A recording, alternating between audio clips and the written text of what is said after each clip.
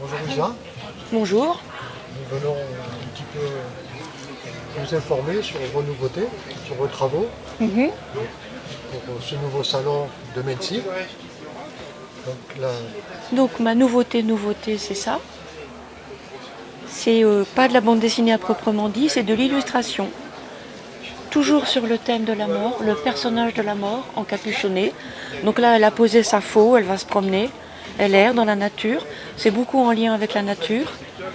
Ici, à la fin de l'album, il y a quelque chose d'un peu plus joyeux. Des squelettes qui sont toujours en couple, qui sont toujours par deux et qui se promènent. J'ai également en BD un polar médiéval, Le jeu des dames, aux éditions La Muse. Donc sur une base historique, dans la ville de Semur en Ossois en Bourgogne, avec un contexte et des personnages historiques réels, une intrigue de fiction. Le principe de cette collection, c'est que le personnage de premier plan est une femme. C'est la volonté de mon éditeur.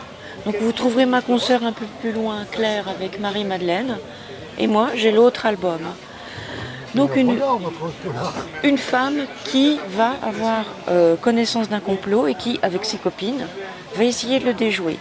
Donc vous avez la ville de Semur, vous avez le duché de Bourgogne, vous avez le chancelier Rollin, vous avez vraiment une base historique vérifiable, j'ai envie de dire, puisque vous pouvez encore voir la ville de Semur en Ossois.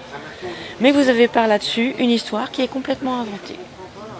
Donc celui-ci est sorti il y a quelques mois, en juillet 2022. vous aviez donc Marie-Antoinette. Et Marie-Antoinette, qui a quand même quelques années, tome 1 et 2, qui est un ouvrage historique, 100% historique, écrite par un historien.